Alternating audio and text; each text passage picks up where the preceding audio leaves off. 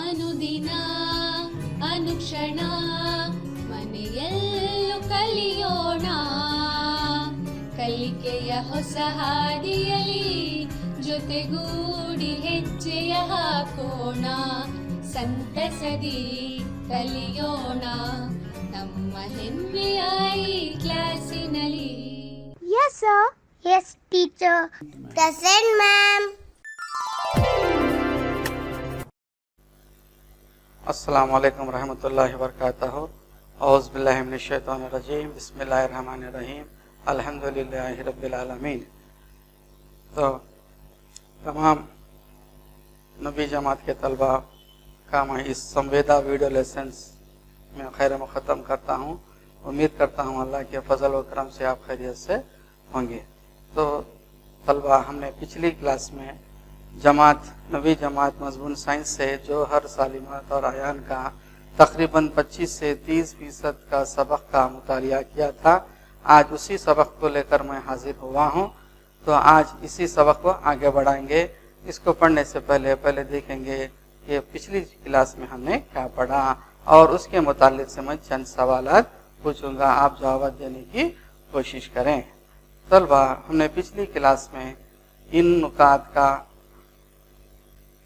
मुतालिया किया। कदीम ज़माने में जोहर के मतलब वजाहत, मादे के माने, जोहर और सालिमात के माने, कीमियाई इत्तेहाद के दो ख़वानीन, कीमियत की बक़ा का क़ानून, मुस्तक़िल तनासुब का क़ानून और आखिर में डाल्टन का जोहरी नज़रिया। इन नुकात का हमने मुतालिया किया था। इसी नुकात के मुनासिबत से मैं चंद सवालात पूछूंगा, आप उन सवालात के जवाब देने की कोशिश करें। इसके बाद हम आगे का सबक पढ़ेंगे।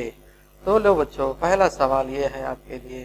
पहला सवाल, कीमियाई इत्तेहाद के दो ख़वानीन कौन कौन से हैं? तो बच्चों बताओ इसका जवाब क्या है? पिछली जमात में पढ़ चुके हैं। हाँ, आप सही कह रहे हैं। क्या है जवाब इसका? इसके दो ख़वानीन हैं, कमियत का बक़ा का क़ानून, दूसरा मुस्तक़िल तनासुब का क़ानून। दूसरा सवाल क्या है? मुस्तक़िल तनासुब का क़ानून क्या कहता है? मुस्तक़िल तनासुब का क़ानून क्या कहता है?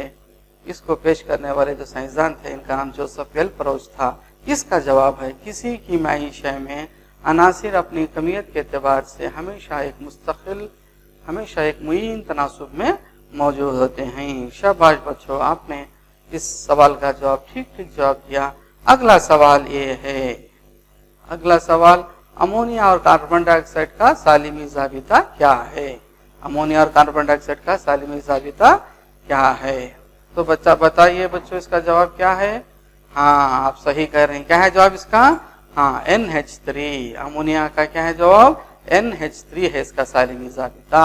कार्बन डाइऑक्साइड का ज़ाबिता CO2। शाबाश बच्चों, आपने सही जवाब दिया। अगला सवाल की तरफ हम लौटेंगे। अगला सवाल है, डाल्टन के जोहरी नजरिए का कौन सा मौज़ूआ कमियत की बक़ा के क़ानून का नतीजा है? कमियत के बक़ा का क़ानून का नतीजा है। तो डाल्टन ने 6 पोस्टुलेट दिए थे, इसमें कौन सा पोस्टुलेट इस क़ानून की तायीद करता है? तो एटम नाकाबिले तक़सीम ज़र्रात होते हैं, जिन्हें किसी कीमियाई तामील में ना तो तख्लीक़ किया जा सकता है और ना ही फना किया जा सकता है। अगला, तो बच्चों आज हम इसी सबक को जोहर सालिमात और आयान का सबक का दूसरा हिस्सा आज पढ़ेंगे। इस सबक को हम 3 पीरियडों में पढ़ेंगे। आज इस सबक का दूसरा पीरियड है।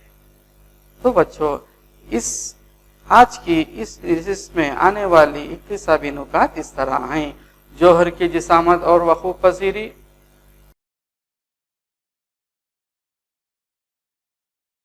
अनासिर के एटमों की अलामात, एटमी कमियत यानी जोहरी कीमियत, अनासिर के सालिमे और जोहरियत। आखिर में आज पढ़ी जाने वाला नुकात है मुरक्कबात के सालिमे। तो बच्चों, आज हम इन इक्तिसाबी नुकात का मुतालिया करेंगे। तो सबसे पहले है जोहर की जिसामत। तो हम जानते हैं तमाम मादे, चाहे वो किसी भी किस्म का मादा हो, तमाम मादों की इमारती या बुनियादी इकाई एटम होते हैं। तमाम मादों की इमारती या बुनियादी इकाई एटम होते हैं। तो लाखों एटमों को, यानी एक एटम के ऊपर दूसरा एटम अगर रखते जाएं तो 1 मिलियन एटम रखने पर, 1 मिलियन एटम को जोड़ने पर हमको मुश्किल से ये कागज की मोटाई के बराबर इसकी तह हासिल होगी। ये कागज की मोटाई को हासिल करने के लिए कम व बेश 1 लाख एटमों की जरूरत होती है।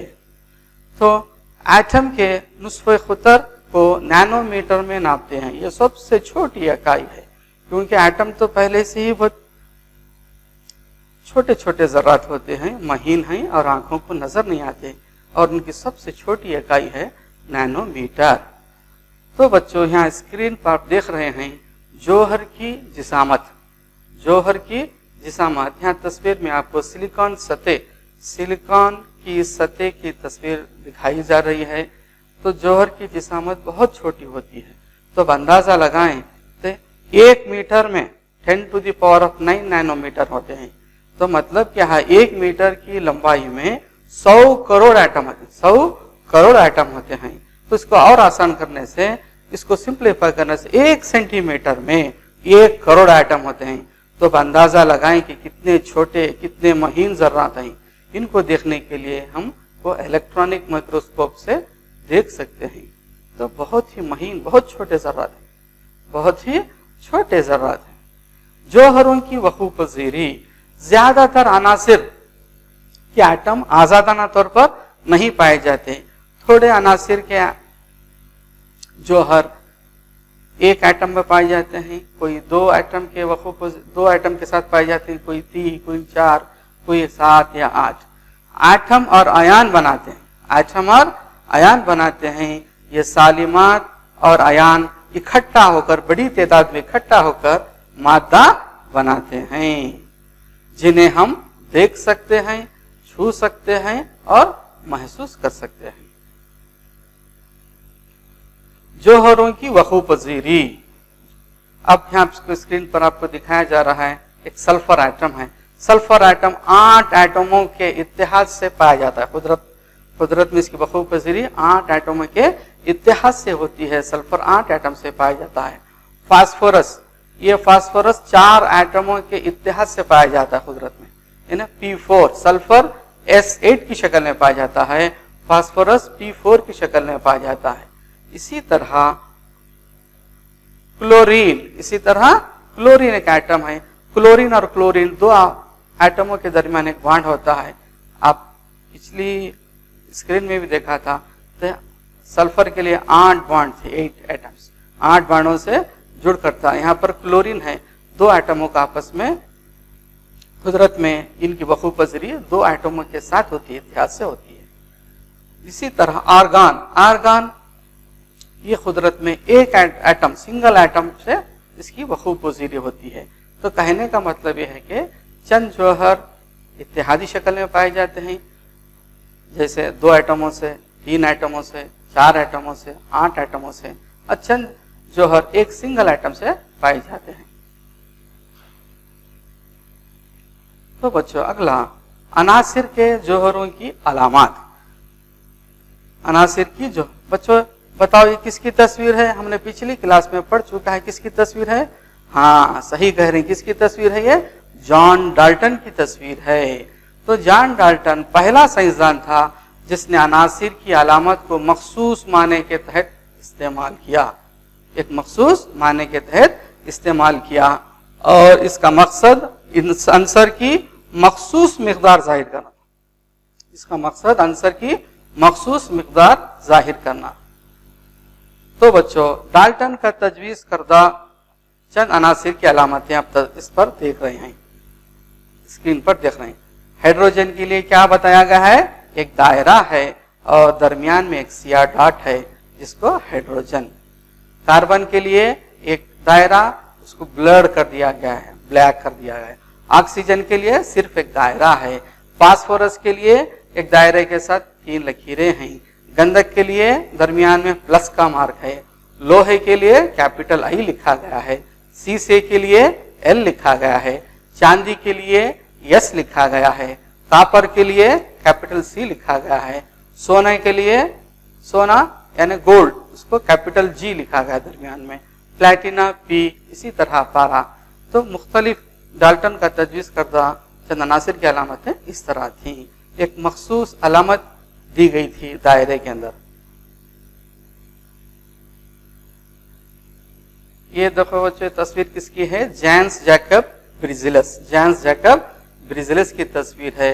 इनको स्वीडिश केमिस्ट कहते हैं, स्वीडिश केमिस्ट हैं ये, और इनको क्रिएटर ऑफ केमिकल नॉमेनक्लेचर से जाने जाते हैं। इनका एक तजवीज़ करदा अलामतें देखेंगे किस तरह से ये राइज अपना तरीका बताए थे। अनासिर के जोहरों की अलामत। अंसर की अलामत अंसर के एक नाम से, अंसर के नाम से दिए गए एक या दो हुरूफ से मिलाकर भी बनाई जा सकती। शुरुआत में अनासिर के नाम इनके मुकाम पर होते थे, वो जहां वो सबसे पहले पाए जाते थे। मिसाल के तौर पर कापर है, इसको सिप्रस से लिया गया है। इसी तरह कुछ अनासिर के नाम रंगों से लिए जाते, कुछ नाम मखसूस रंगों से लिए हैं। मिसाल के तौर पर गोल्ड, ये अंग्रेजी लफ्ज से लिया गया है जिसके माने हैं पीला। हम जानते हैं गोल्ड को येलो मेटल कहते हैं, यानी पीला, पीली धातु। इसके बाद एक आलमी सतह पर एक इदारा है जिसका नाम है international union of pure and applied chemistry. ये इदारा अनासिर की अलामत तय करने के लिए चंद उसूल मुरतब किए हैं।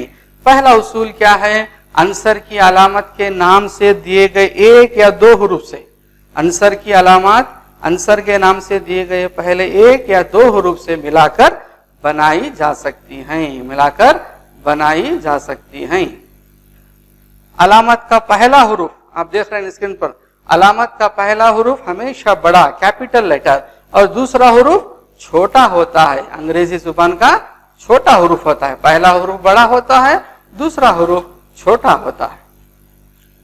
कुछ अलामतें अनासिर के लातीनी, जर्मनी और यूनानी लफ्जों से लिए गए हैं।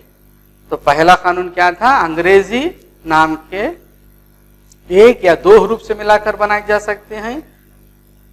दूसरा उसूल, अलामत का पहला हुरूफ बड़ा लेटर और छोटा, और दूसरा हुरूफ छोटा लेटर होता है, अंग्रेजी जुबान का छोटा होता है। कुछ अलामत अनासिर की लातीनी, जर्मनी और यूनानी लफ्जों से लिए गए। देखेंगे इसमें क्या है।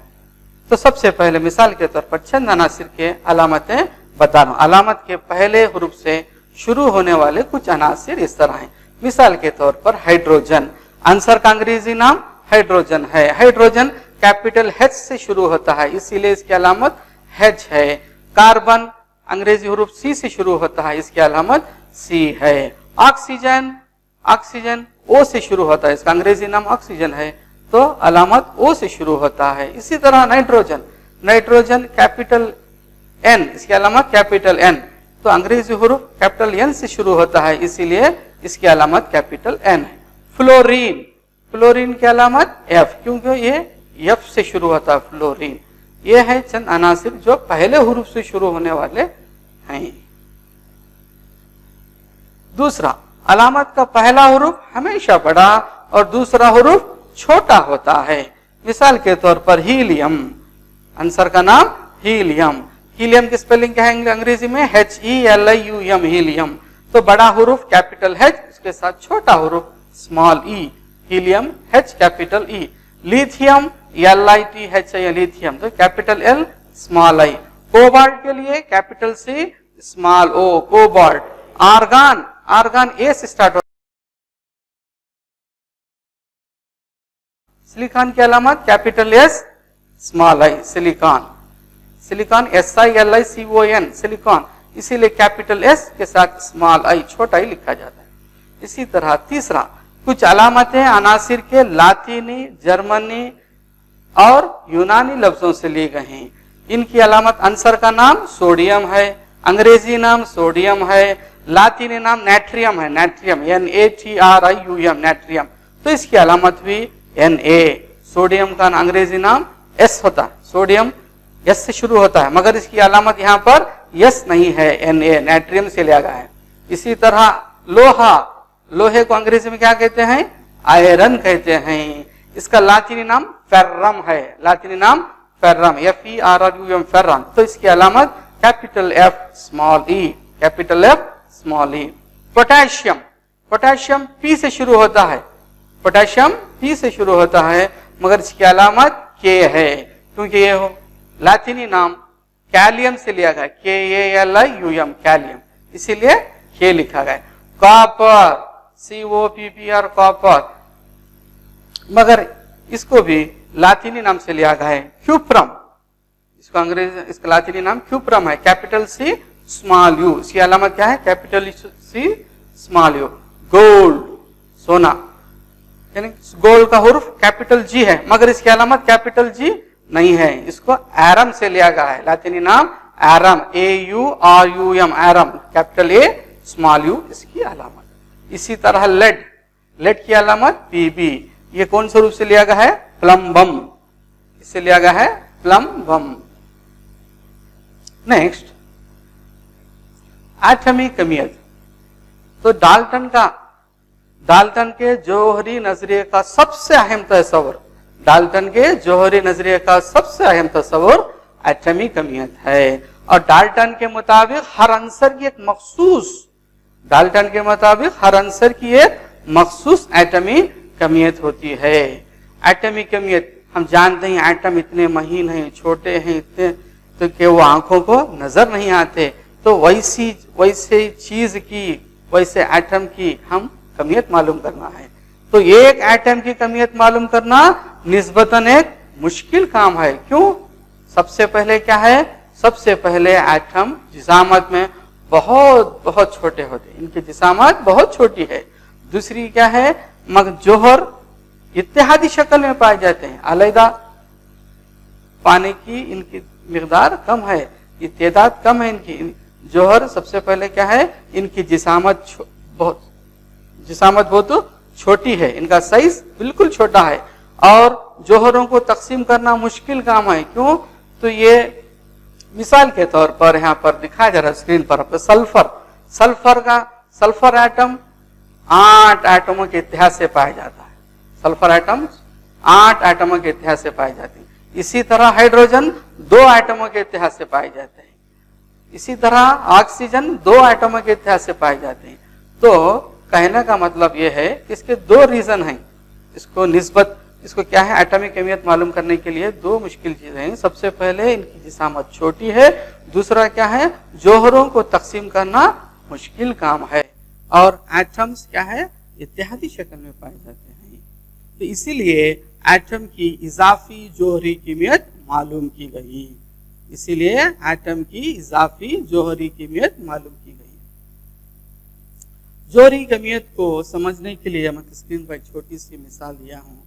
अब यहाँ पर मिसाल में यहाँ अब दरमियान में देख रहे हैं एक दायरा है, दायरे में ए लिखा हुआ है, और एक दायरा है, उसके ऊपर एक्स लिखा गया है, और एक इसके राइट साइड में वाई एक एटम है, जेड एक एटम है। फर्ज करो ये 4 एटम है, तो हम क्या करना है, ए एटम और से एक्स वाई जेड एटमों को कंपेयर करना है।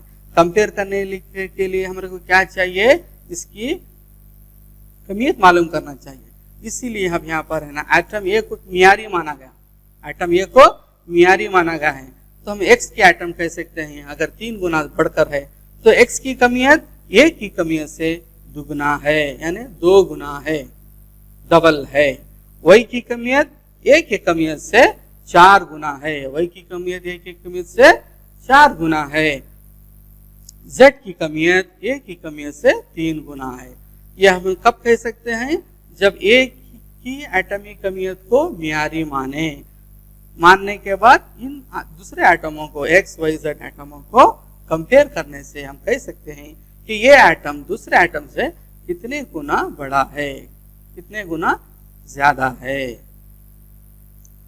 तो बच्चों, सबसे पहले एटॉमिक कमियत के लिए पहले एक आंसर की एटॉमिक कमियत को मियारी माना जाता है, पहले एक आंसर की एटॉमिक कमियत को मियारी माना जाता है। सबसे पहले ऑक्सीजन एटम को, ऑक्सीजन की एक एटम की जिसामत 1/16 हिस्से को एक मियारी माना गया, 1/16 हिस्से को मियारी माना गया। इसकी 2 वजूहात हैं, और इसको एक सबसे पहला ऑक्सीजन एक एटम की कमियत होती है 1/16, यानी ऑक्सीजन अनासिर की बहुत बड़ी तेज। इसके दो वजूहात की बुनियाद पर ऑक्सीजन के एटम को मियारी माना गया। सबसे पहले क्या है, ऑक्सीजन अनासिर की बहुत बड़ी तादाद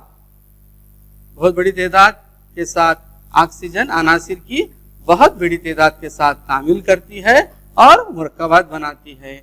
दूसरा, इस एटमिक कमियत की इकाई ने बहुत से अनासिर की कमियतों को सही आदाद में दिया।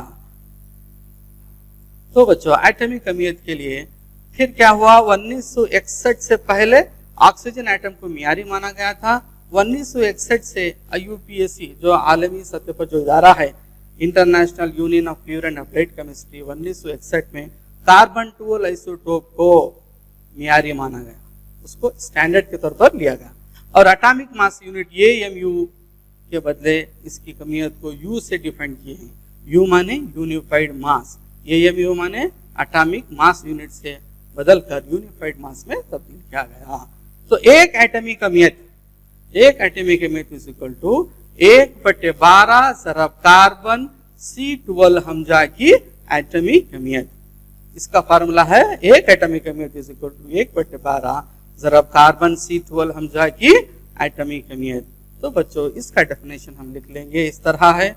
देखो बच्चों, क्या है इसका डेफिनेशन, ये वो अदद है जो बताता है कि किसी अंसर का जोहर कार्बन 12 जोहर की 1/12वीं कीमत से कितने गुना वजनी है। तो मिसालें यहाँ पर दी जा रही हैं। पहली मिसाल हीलियम की एटमिक कीमियत 4U है। तो इसका मतलब क्या है, हीलियम की कीमियत कार्बन 12 हम जाके एक एटमिक कार्बन 12 एटम के 1/12वें हिस्से से 4 गुना ज्यादा है। इसी तरह सोडियम की एटमिक कमियत है 23U। इसका मतलब है, तो सोडियम की एटमिक कमियत कार्बन 12 आइसोटोप के 1/12वें हिस्से से 23 गुना ज्यादा है।